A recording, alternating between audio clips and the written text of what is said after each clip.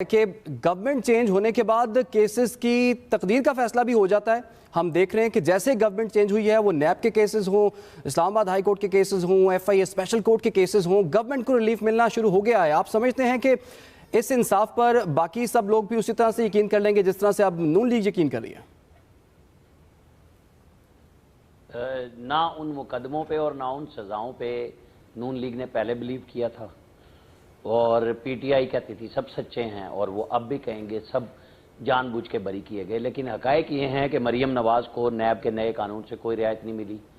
نومبر last year اسلام آباد high court کے جج عامر فاروق نے ایک سوال پوچھا تھا نیب سے, جب عمران خان صاحب تھے, شہزاد اکبر صاحب تھے, نیب میں جسٹس جاوید اقبال سر تپا موجود تھے, کہ بتائیں کہ مریم نواز اونر ہے, کوئی پیپر لے آئیں, ہم ان سے پوچھ لیں گے پیسے کدھر سے آئے.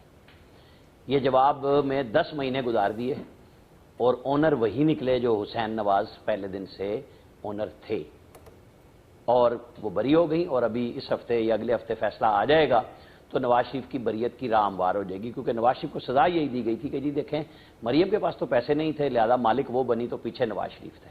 10 سال نواز شریف, 7 سال مریم نواز.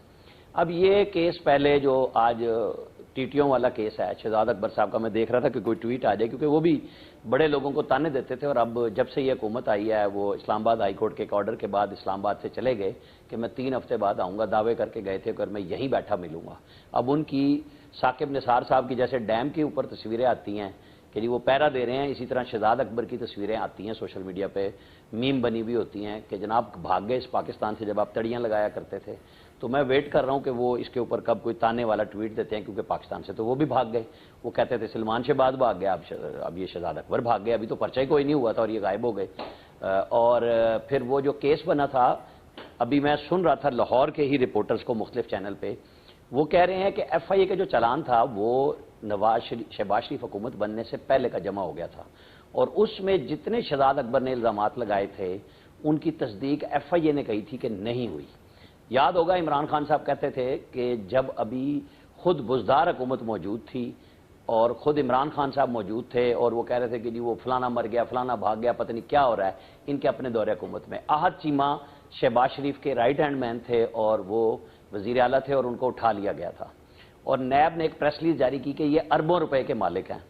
اور پھر جب چالان جمع ہوا تو خاندان کے 29 افراد پہ چند کروڑ روپے کا کیس بنا.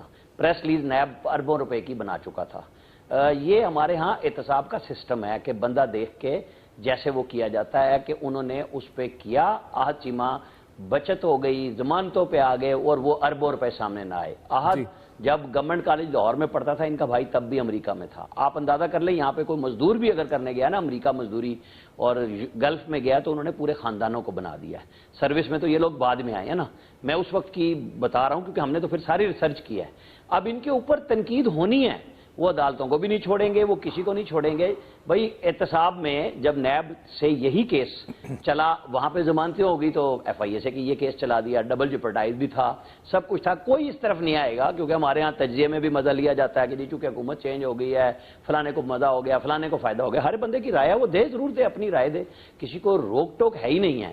لیکن حقائق یہ ہیں کہ یہ پرچہ بھی عمران خان صاحب کے دور میں ہوا, اور اس وقت بھی ہم نے یہ بات کہی تھی کہ شہزاد اکبر صاحب کی جو یو ایس بی تھی اس میں پرچے بن کے آتے تھے, اور لاہور ایف آئی اے میں یو ایس بی کمپیوٹر پہ لگتی تھی اور ایف آئی آر درج ہو جاتی تھی, کیونکہ ایف آئی اے نے تو کوئی کردار ہی نہیں ادا کیا. بالکل عامر صاحب, آپ نے بڑا اہم نقطہ اٹھایا ہے, جو بنا کے پیپر پرچے لے کے آیا کرتے تھے.